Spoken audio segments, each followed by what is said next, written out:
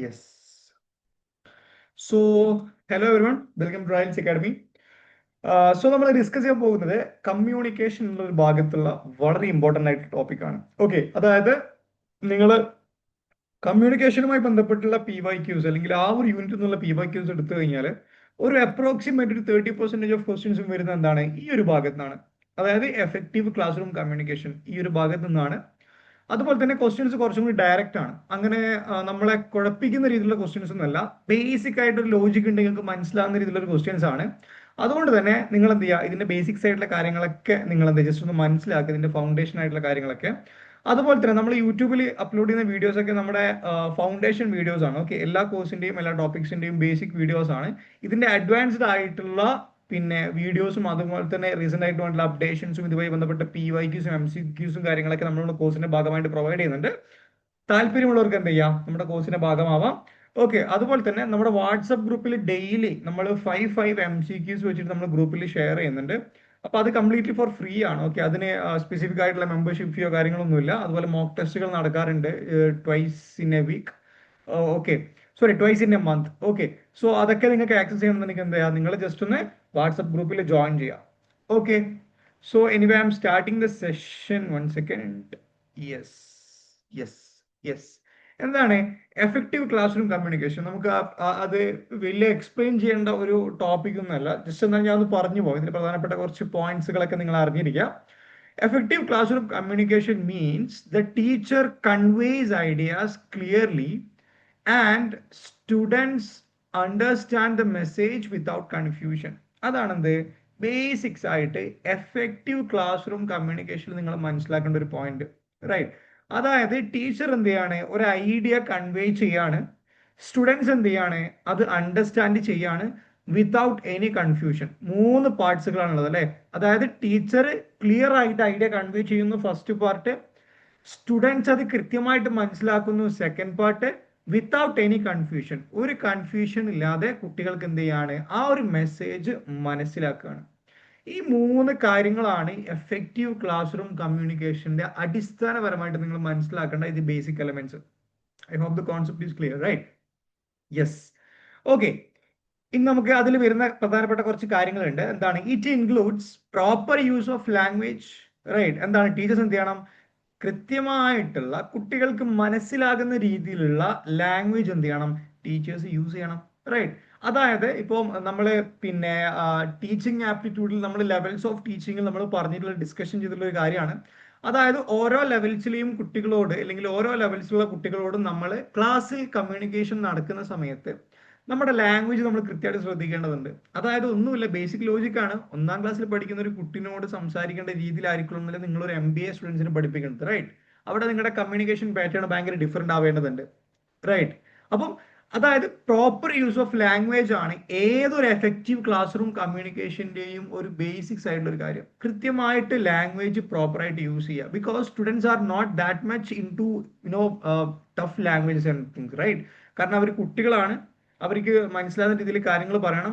അതുപോലെ തന്നെ നമ്മൾ വലിയ കുട്ടികളോട് എന്ത് ചെയ്യാൻ പാടില്ല, ചെറിയ ചെറിയ കാര്യങ്ങൾ പറയാൻ പാടില്ല, വിച്ച് മേക്സ് ദം ബോർഡ്. അപ്പം പ്രോപ്പർ യൂസ് ഓഫ് ലാംഗ്വേജ് എന്ന് പറയുന്നത് എന്താണ്, വളരെ കീ ആയിട്ടുള്ള ഒരു എലമെന്റ് ആണ്, റൈറ്റ്?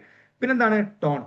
വളരെ ഇമ്പോർട്ടന്റ് ആയിട്ടുള്ള നമ്മൾ ടോൺ, നമ്മൾ സംസാരിക്കുന്ന ടോണിലെ കുട്ടികളോട് നമ്മൾ ഭയങ്കര സ്വീറ്റ് ആയിട്ട് സംസാരിക്കണം. കുറച്ച് ഒരു പിന്നെ ഹൈസ്കൂളൊക്കെ ശേഷമുള്ള കുട്ടികളോട് നമുക്ക് കുറച്ച് റഫായാലും പ്രശ്നമില്ല, because that's how we can deal this people.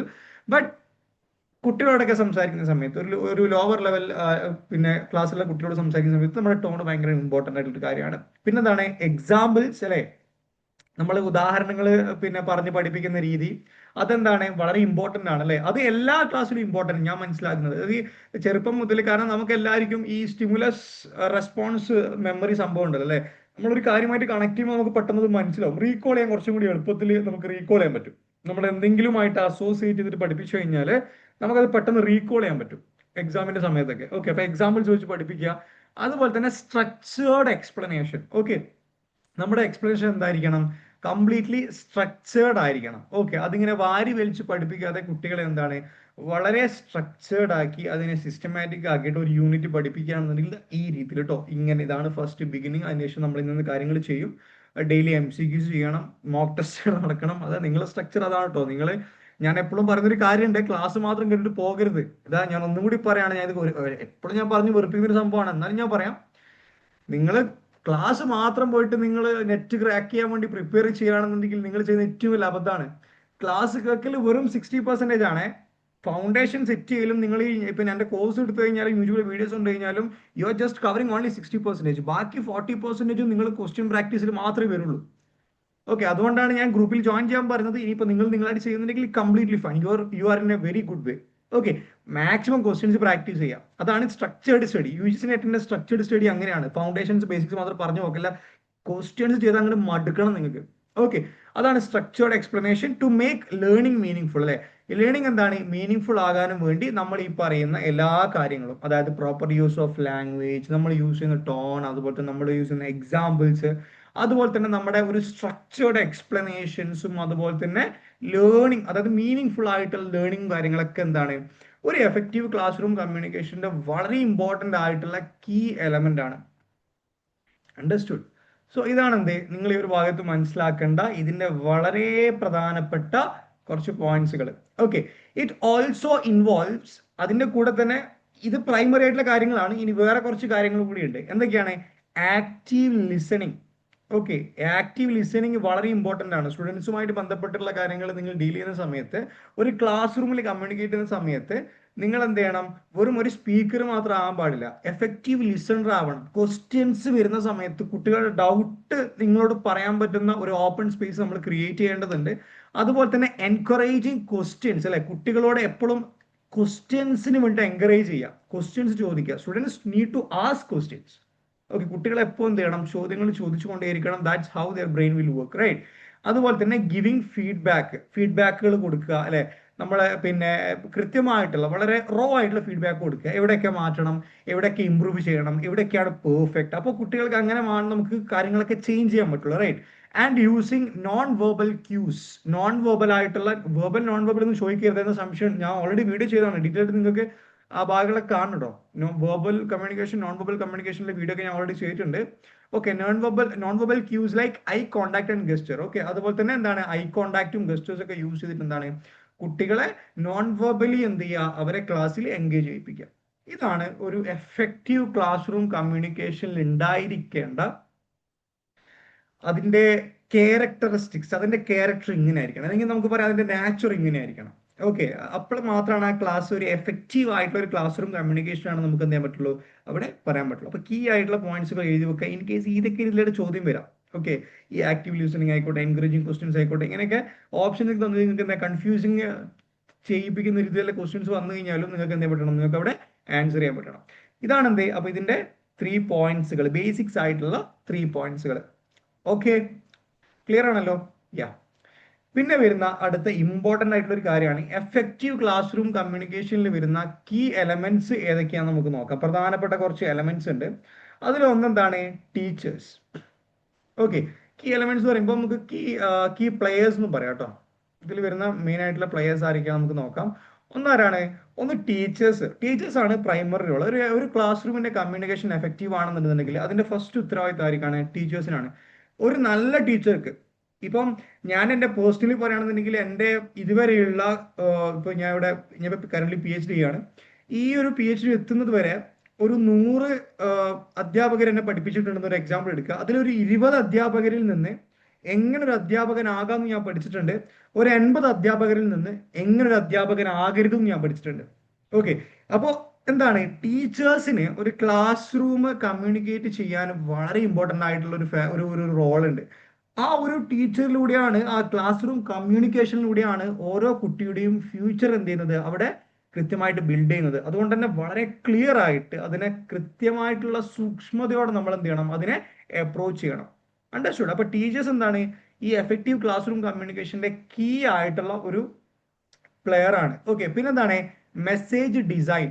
നമ്മൾ ഒരു ക്ലാസ് റൂമിൽ ഒരു മെസ്സേജ് കൺവേ ചെയ്യുന്ന സമയത്ത്, അതിപ്പോ ഒരു ടോപ്പിക് ആവാം, അല്ലെങ്കിൽ നമ്മൾ കുട്ടികളെ ഒരു മാനർ പഠിപ്പിക്കുന്നതാവാം, അത് ആ മെസ്സേജ് ഡിസൈൻ ചെയ്യുന്നതിൽ കൃത്യമായിട്ടുള്ള എന്ത് വേണം, നമ്മൾ ഒരു ഒബ്സർവേഷൻ നമുക്ക് വേണം. ഓക്കെ, അത് ഏത് രീതിയിൽ നമ്മൾ ആ മെസ്സേജ് ഡിസൈൻ ചെയ്യണം. ഓക്കെ, കാരണം വിത്തൗട്ട് പ്രിപ്പറേഷൻ, നമ്മൾ പ്രിപ്പയർ ചെയ്യാതെ ക്ലാസ്സിൽ പോകുന്നത് സിന്നാണ്.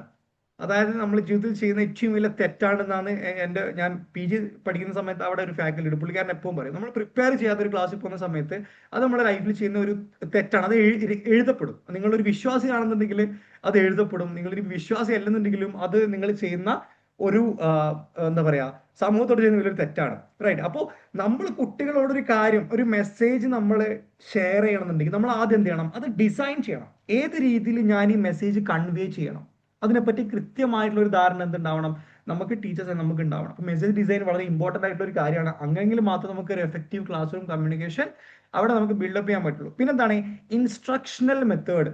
ഓക്കെ, ഇൻസ്ട്രക്ഷണൽ മെത്തേഡ് എന്ന് പറയുമ്പോൾ എന്താണ്, നമ്മൾ ഏത് രീതിയിലാണ് ആ മെസ്സേജ് കൺവേ ചെയ്യുക, ഇപ്പോൾ PPT വഴിയാണോ, അല്ലെങ്കിൽ ലെക്ചറിങ് മെത്തേഡ് ആണോ, അല്ലെങ്കിൽ ഡിസ്കഷനിലൂടെയാണോ, സ്കിറ്റ് പ്ലേ ആണോ, അങ്ങനെ അല്ലെങ്കിൽ പിന്നെ വേറെ എന്തെങ്കിലും ഒരു കേസ് സ്റ്റഡി രൂപത്തിലാണോ, ഏത് രീതിയിലാണ് നമ്മൾ ഡിസൈൻ ചെയ്ത മെസ്സേജ് കുട്ടികളിലോട്ട് കൺവേ ചെയ്യിപ്പിക്കുക എന്നുള്ള ഡിഫറെന്റ് സെറ്റ് ഓഫ് ഇൻസ്ട്രക്ഷണൽ മെത്തേഡ്സുകൾ ഉണ്ട്. അതിൽ നല്ല നമുക്ക് ഏറ്റവും ബെസ്റ്റ് ഫിറ്റ് ആയിട്ട് നമ്മൾ എന്ത് ചെയ്യുക, ചൂസ് ചെയ്യുക എന്നുള്ളതാണ് ഈ പറയുന്നത് ഇൻസ്ട്രക്ഷണൽ മെത്തേഡ് നിങ്ങൾ മനസ്സിലാക്കുന്നത്. പിന്നെ എന്താണ് ലേണിംഗ് മെത്തേഡ്, കുട്ടികളൊക്കെ ഏത് രീതിയിലാണ് ഇത് ലേൺ ചെയ്യുക, അതുമായി ബന്ധപ്പെട്ട കാര്യങ്ങളാണ് ലേണിംഗ് മെത്തേഡിൽ പറയുന്നത്. അപ്പൊ ഈ 4 പോയിന്റ്സുകളാണ് ഈ ഒരു ഭാഗത്ത് വളരെ ഇമ്പോർട്ടന്റ് ആയിട്ടുള്ള കാര്യങ്ങൾ. ഓക്കെ, സോ ഇത് ഞാൻ ഡീറ്റെയിൽ ആയിട്ട് ഇതിന്റെ ഓരോരോ പിന്നെ ഡെഫിനിഷൻസ് കാര്യങ്ങളൊക്കെ ഞാൻ പറയാം. അതുപോലെ തന്നെ ഇതിന്റെ സബായിട്ട് വരുന്ന ഒരുപാട് പോയിന്റ്സുകൾ ഉണ്ട്. ഇപ്പം ടീച്ചറിലാണെന്നുണ്ടെങ്കിൽ നമുക്ക് ഇതിന്റെ കീഴിൽ വരുന്ന ഏകദേശം ഒരു 12ഓളം പോയിന്റ്സുകൾ ഉണ്ട്. ടീച്ചേഴ്സിന് എഫക്റ്റീവ് ക്ലാസ് റൂം കമ്മ്യൂണിക്കേഷൻ വേണ്ടുന്ന ഇമ്പോർട്ടന്റ് ആയിട്ടുള്ള കാര്യങ്ങൾ അതൊക്കെ നമ്മുടെ കോഴ്സിന്റെ ഭാഗമായിട്ട് പ്രൊവൈഡ് ചെയ്യുന്നുണ്ട്. താല്പര്യമുള്ളവർക്ക് എന്ത് ചെയ്യാം, ജസ്റ്റ് ഒന്ന് നമ്മളെ കോൺടാക്ട് ചെയ്താൽ മതി. ഫൈൻ. അപ്പൊ എന്താണ് ടീച്ചറുടെ റോൾ, നമുക്ക് ഇങ്ങനെ നോക്കാം. The principles of effective classroom communication guide teachers to create clarity and engagement in learning. Okay, a teacher should communicate with clarity and simplicity using language appropriate to students age and level of understanding. അത്രേ ഉള്ളൂ. Okay, ഇപ്പൊ ടീച്ചറെ സംബന്ധിച്ചിടത്തോളം ഒരു class room communication effective ആവണമെങ്കിൽ എന്താ വേണ്ടത്, ഒന്നെന്ത് വേണം, കൃത്യമായിട്ടുള്ള ഒരു ക്ലാരിറ്റി വേണം. ടീച്ചർക്ക് എന്ത് വേണം, എന്താണ് പറയുന്നത് എന്നതിനെ പറ്റി കൃത്യമായിട്ടുള്ള ഒരു ക്ലാരിറ്റി വേണം. പറയുന്നത് എന്താണെന്ന് ടീച്ചർക്ക് പോലും അറിയില്ല എന്നുണ്ടെങ്കിൽ കുട്ടികൾക്ക് എന്തും അവിടെ കൂടുതൽ കൺഫ്യൂഷൻ ക്രിയേറ്റ് ചെയ്യും. അപ്പൊ ക്ലാരിറ്റി, കൃത്യമായിട്ട് ഒരു ഐഡിയ പറ്റി ക്ലാരിറ്റി ഉണ്ടാവണം. ഈ 5 baby റൂൾ എന്ന് പറഞ്ഞ ഒരു റൂൾ ഉണ്ടല്ലോ, 5 baby, എന്റെ ഓർമ്മശാണ്. അതായത് അത് ഒന്നുമില്ല, നമ്മളൊരു കോൺസെപ്റ്റ് കൃത്യമായിട്ട് പഠിച്ചു എന്ന് നമുക്ക് മനസ്സിലാണെന്നുണ്ടെങ്കിൽ, ഇപ്പൊ നിങ്ങൾ ഒരു അധ്യാപകരായിട്ട് ക്ലാസ് പോകുന്ന സമയത്ത് ഇതൊക്കെ ഞാൻ ഇങ്ങനെ പല വായിച്ച അറിവുകളിൽ നിങ്ങൾ ഷെയർ ചെയ്യട്ടോ.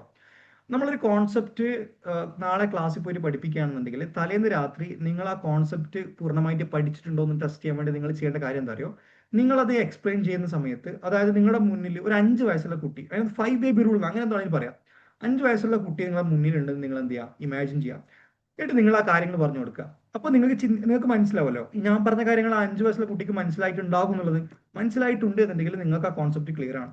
ഇനി ആ കുട്ടിക്ക് അത് മനസ്സിലായിട്ടില്ല എന്നുണ്ടെന്നുണ്ടെങ്കിൽ എന്താണ്, നിങ്ങൾ ആ കോൺസെപ്റ്റ് ഒന്നുകൂടി റിവൈസ് ചെയ്യണം. ഇത് ഞാൻ ഒരു വായിച്ച അറിവാണ്, എത്രത്തോളം ശരിയുണ്ടെന്ന് എനിക്ക് അറിയില്ല. ഓക്കെ, അപ്പൊ എന്താണ്, ക്ലാരിറ്റി ഉണ്ടാവണം. അതുപോലെ തന്നെ സിംപ്ലിസിറ്റി ആയിരിക്കണം. വെറുതെ ചെറിയ വിഷയങ്ങളെ വെറുതെ ഇങ്ങനെ കോംപ്ലക്സ് ആക്കിയിട്ട് ഭയങ്കര ഇങ്ങനെയാണ് അങ്ങനെയാണ് ആ രീതിയിലൊന്നും പഠിപ്പിക്കേണ്ട ആവശ്യമൊന്നുമില്ല. ഭയങ്കര സിമ്പിൾ ആയിട്ട് ക്ലാരിറ്റിയിലൂടെ കുട്ടികൾ എന്ത് ചെയ്യുക, പഠിപ്പിക്കുക. കാരണം നമ്മൾ ചിലപ്പം ഹൈ ക്വാളിഫിക്കേഷൻസുള്ള ആളുകളായിരിക്കും, പക്ഷെ നമ്മുടെ മുന്നിലിരിക്കുന്ന കുട്ടികൾ ചിലപ്പോൾ എന്താണ്, ബേസിക്സ് മാത്രം പഠിച്ചു വരുന്ന കുട്ടികളാണ്. അപ്പോൾ അവർക്ക് സിമ്പിൾ ആയിട്ട് ക്ലാരിറ്റി ഉള്ള കാര്യങ്ങൾ പറഞ്ഞു കൊടുക്കുക. അതുപോലെ തന്നെ using language appropriate students age and level of understanding. കുട്ടികളുടെ ഏജും അതുപോലെ തന്നെ അവരുടെ ലെവൽ ഓഫ് അണ്ടർസ്റ്റാൻഡിങ്ങും അടിസ്ഥാനമാക്കിയിട്ട് മാത്രമേ നമ്മൾ എന്ത് ചെയ്യാൻ പാടുള്ളൂ, നമ്മുടെ ലാംഗ്വേജ് യൂസ് ചെയ്യാൻ പാടുള്ളൂ. ഓക്കെ, ഞാൻ മുന്നേ പറഞ്ഞ കാര്യമാണ്, സമയം കളയുന്നില്ല. Structured explanation and logical flow help students grasp concept easily, അല്ലേ? അതായത് സ്ട്രക്ചേർഡ് ആയിട്ടുള്ള ഒരു എക്സ്പ്ലനേഷനും അതുപോലെ തന്നെ ഒരു ലോജിക്കൽ ഫ്ലോവും കൂടി ഉണ്ടെന്നുണ്ടെങ്കിൽ എന്താണ്, കുട്ടികൾക്ക് കോൺസെപ്റ്റ് പെട്ടെന്ന് ഗ്രാസ്പ് ചെയ്യാനുള്ള ഒരു വലിയൊരു സോഴ്സ് ആയിട്ട് അത് മാറുന്നുള്ളതാണ്. ഓക്കെ, ഇതാണെന്ത് ടീച്ചർ എന്നുള്ള ആ ഒരു ഭാഗത്ത് നിങ്ങൾ മനസ്സിലാക്കേണ്ട വളരെ ഇമ്പോർട്ടന്റ് ആയിട്ടുള്ള ഇതിന്റെ ഒരു കോൺസെപ്റ്റ്. ഓക്കെ, വേറെ കൺഫ്യൂഷനും കാര്യങ്ങൾക്കും എന്നുള്ള പോയിന്റ്സ് ഒന്നും ഇതിലില്ല. ഓക്കെ, നെക്സ്റ്റ് എന്താണ് മെസ്സേജ്. ഓക്കെ, നമുക്ക് എന്താ മെസ്സേജ് നോക്കാം. Message design refers to the way a teacher plans and structure the content. Okay, നമ്മുടെ കണ്ടന്റ് പ്ലാൻ ചെയ്യുന്നതും അതിനെ സ്ട്രക്ചർ ചെയ്യുന്നതും നമ്മൾ ക്ലാസ് റൂമിൽ കമ്മ്യൂണിക്കേറ്റ് ചെയ്യുന്നതിന് മുന്നേ, ഡെലിവറി ചെയ്യുന്നതിന് മുന്നേ നമ്മൾ എങ്ങനെയാണ് ഒരു മെസ്സേജ് പ്ലാൻ ചെയ്യുന്നത്, അതിനെ സ്ട്രക്ചർ ചെയ്യുന്നത്, ഇതിനാണ് നമ്മൾ എന്ത് പറയാ, മെസ്സേജ് എന്ന് പറയാം. Okay, it involves organising ideas logically, അല്ലെ? നമ്മുടെ ഐഡിയാസ് ലോജിക്കലി ഓർഗനൈസ് ചെയ്യാം. അതുപോലെ തന്നെ അപ്രോപ്രിയേറ്റ് ആയിട്ടുള്ള വേർഡ്സുകൾ സെലക്ട് ചെയ്യുക, ഏതൊക്കെ വേർഡ്സ് യൂസ് ചെയ്യണമെന്ന് സെലക്ട് ചെയ്യുക. And deciding how to present, okay, deciding how to present the informations clearly. Okay, എങ്ങനെയാണ് ഈ ഇൻഫോർമേഷൻ ക്ലിയർ ആയിട്ട് കുട്ടികളിലോട്ട് പ്രസന്റ് ചെയ്യുക, ഈ കുറച്ച് കാര്യങ്ങളാണ് ഈ മെസ്സേജ് എന്നുള്ളൊരു ഭാഗത്ത് നമ്മൾ എന്ത് ചെയ്യേണ്ടത്, കൃത്യമായിട്ട് ശ്രദ്ധിക്കേണ്ടതിന്റെ വളരെ ഇമ്പോർട്ടന്റ് ആയിട്ടുള്ള കുറച്ച് ഘടകങ്ങൾ. ഓക്കെ, നെക്സ്റ്റ് എന്താണ് instructional design. Okay, instructional design ആണ് നമുക്ക് നോക്കാം എന്താണെന്നുള്ളത്. Instructional design is the systematic planning of teaching and learning activities to achieve specific educational objective. അത് just in introduction ആണ്.